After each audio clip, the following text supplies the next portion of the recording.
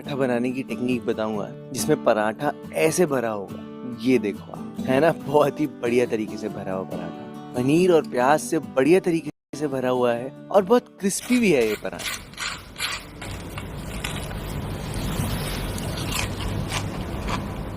है ना, तो इसको बनाना तो बिल्कुल बनता है।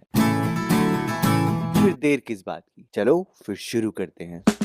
अब ये पनीर का पराठा बनाने के लिए सबसे पहले हमें यहाँ पर आटा लगाना होगा। तो मैंने यहाँ पर 1.5 कप आटा लिया है और उसमें हमने पानी डालना है आटा लगाने के लिए। खैर, कोई भी पराठे का आटा आपने लगाना हो तो आप नॉर्मल अपनी रोटी का आटा भी ले सकते हैं, और अगर फ्रेश आटा लगा रहे हो तो आप ध्यान रखना कि आटे में लचक होनी बहुत जरूरी है। पराठा बनाने में बहुत हेल्प करती है।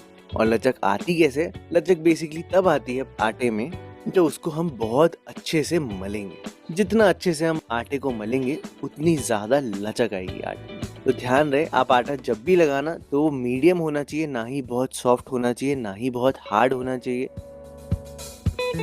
जब आप उसका पेड़ा बनाओ तो उसमें कोई क्रैक्स नहीं आने चाहिए। और जब आप उसको मलने लगो तो मलने से जस्ट पहले आप थोड़ा सा घी लगा लेना। ये देखो, मैंने थोड़ा सा घी लगाया है और फिर इसको मलना शुरू किया है।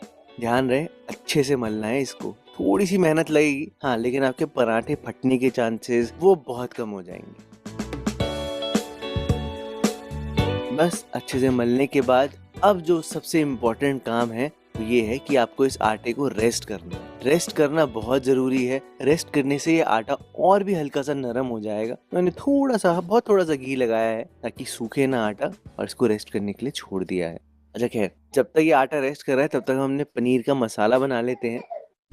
मैं इसको थोड़ा डिफरेंट वे से बनाता हूँ। मैंने यहाँ पर साबुत धनिया लिया है, थोड़ी सी काली मिर्चें ली और उनको दरदरा कूट लिया है, बिल्कुल ऐसे। ये देखो आप। नेक्स्ट काम जो आपको करना होगा वो ये है कि पनीर को ग्रेट करना होगा। तो मैंने इतने आटे में 200 ग्राम पनीर लिया है और इतने आटे में आपको 4 से 5 पराठे बहुत आराम से मिल जाएंगे। तो पनीर को सबसे पहले आपने यहाँ पर ग्रेट करना है। आप क्रश भी कर सकते हो आप चाहते हो तो, पर ग्रेट करने से ये होता है कि मोटे मोटे चंक्स निकल कर नहीं आते पनीर के, जो पराठे को बेलते हुए फाड़ सकते हैं। इवन निकल कर आते हैं, जिससे पराठा बनाना काफी आसान हो जाता है। सारा पनीर ग्रेट करने के बाद आपने यहाँ पर डालना है 1 चम्मच नमक, साथ साथ 1 चम्मच तक आपने लाल मिर्च पाउडर डालना है। धनिया पाउडर आपने डालना है लगभग 1.5 चम्मच तक। साथ साथ मैंने अमचूर पाउडर डाला है आधा चम्मच। थोड़ी सी हल्दी, बहुत थोड़ी सी, 1/4 टीस्पून मैंने हल्दी डाली है। फिर अब यहाँ पर क्रश किया हुआ धनिया और काली मिर्च डाल देना। इसके साथ साथ मैंने यहाँ पर भुना हुआ जीरा पाउडर डाला है। थोड़ी सी अजवाइन डाली है, अजवाइन बहुत ज़रूरी है भैया पराठे में। नेक्स्ट आपने डालना है अदरक। अदरक के बिना और हरी मिर्चों के बिना तो बढ़िया पराठा बन ही नहीं सकता। फिर मैंने यहाँ पर प्याज डाले हैं। ये एक प्याज एकदम फाइनली चॉप्ड है, और धनिया डाला है। और बस आप इन सब चीज़ों को यहाँ पर अच्छे से मिला लेना। जब आप मिलाओगे तो आप ध्यान देना कि आप पनीर को भी हल्का सा क्रश कर देना, बहुत ज़रूरी है ये। और बस आपका पनीर का मसाला बनकर भी पूरा तैयार है। अब हमें यहाँ पर पराठा बनाना है, तो सबसे पहले देख लेते हैं कि हमारा आटा कैसा है। आप यहाँ पर अब देख भी सकते हो कि जो आटा है वो काफ़ी नरम हो गया है, उसमें सॉफ्टनेस काफ़ी ज़्यादा आ गई है, और ये बहुत ज़रूरी है बढ़िया पराठा बनाने के लिए। खैर, आपने एक पेड़ा लेना है इस आटे का, और अब ये देखो, जब मैं इसको खींच रहा हूँ तो हल्की सी खिंचावट भी है। अब आपने ये करना है कि इसको सूखे आटे में लगाना है। थोड़ा आप अभी अच्छे से ही सूखा आटा लगाना, थोड़ा ज्यादा रहेगा तो कोई गड़बड़ नहीं है, ऐसा नहीं है कि पराठा खराब बनेगा। फिर आपने इसी कटोरी बनानी है। जी हाँ, कटोरी बनानी है। देखो, मेरा तरीका ऐसा है, ऐसा नहीं है कि आप एजेस को एकदम फाइन करना कटोरी बनाते हुए। अगर आप साइड्स को एकदम फाइन कर दोगे तो पराठा तब भी सही नहीं बनेगा। मैंने देखो कैसे रखा हुआ है कि हल्का सा मोटा है जो एजेस है, बीच से हल्का पतला किया है और सेंटर से फिर से मोटा है, ऐसे रखा हुआ है। बिल्कुल ऐसे रखना आप। फिर आप ये देख सकते हो कि मैं इसमें कितना पनीर डाल रहा हूँ, कितना ज्यादा पनीर, पूरा भर के यहाँ पर पनीर डाला जाएगा। और आप बोलोगे कि यार इतना पनीर तो फिट आ ही नहीं सकता इतने से आटे में। नहीं नहीं, बिल्कुल आ सकता है। देखो, उसका टेक्निक है कि पनीर को आप ऐसे पूरे गोल बॉल की तरह क्रश कर देना, एकदम साथ में मिला देना, और फिर आप इसको यहाँ पर डालोगे तो वो आराम से सील भी हो जाएगा और फिट भी आ जाएगा, कोई दिक्कत नहीं होगी। बस अब यहाँ पर पनीर अंदर आ गया है, तो आप यहाँ पर इसको सील करना है। तो सील आपने करना है अपनी फर्स्ट फिंगर और अंगूठे से, ऐसे देखो धीरे धीरे करके। धीरे-धीरे करके आप इसको बिल्कुल सील कर पाओगे और इसमें एक भी क्रैक नहीं दिखेगा। अब आती है बात बेलने की। देखो, मैंने आपको आलू पराठा बेलते टाइम बताया था कि कैसे बेलना है पराठा। टेक्नीक बहुत सिंपल है।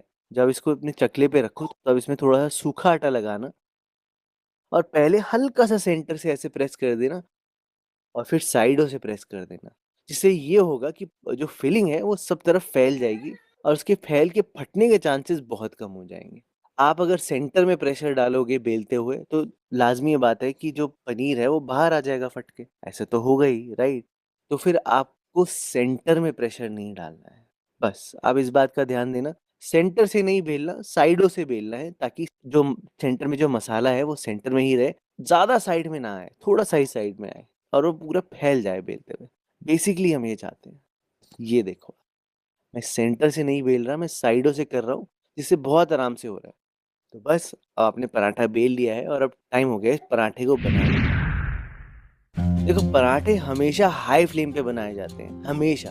सही पराठे बनाने हैं जो फूले, वो हमेशा हाई फ्लेम पे बनेंगे ताकि स्टीम डेवलप हो, तभी वो फूलेंगे और तभी वो अंदर तक पक पाएंगे। देखो, जब पराठा अंदर तक पकता है तो वो फूलता जरूर है। तो आपने पहले इसको सूखे में पकाना है।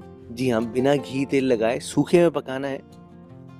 और जब दोनों सरफेस हल्की सी पक जाए, जब आपको देखिए इसका कलर हल्का सा चेंज हो गया, फिर ही आप यहाँ पर घी या तेल जो भी आप इस्तेमाल करना आते हो वो डालना है। तो मैंने थोड़ा सा घी एक तरफ डाला है, फिर इसको पलट दिया है और अब ये देखो अब कितना धुआं निकल रहा है, कितनी स्टीम डेवलप होने लग गई है।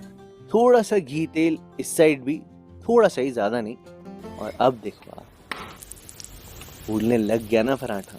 ये इसलिए है क्योंकि आपने पराठा सही से बेला है, हाई फ्लेम है, अंदर से बढ़िया तरीके से पक रहा है और ऐसे बिल्कुल भी आटा आटा या कच्चापन नहीं रहेगा पराठे में। ये देखो, है ना बहुत बढ़िया।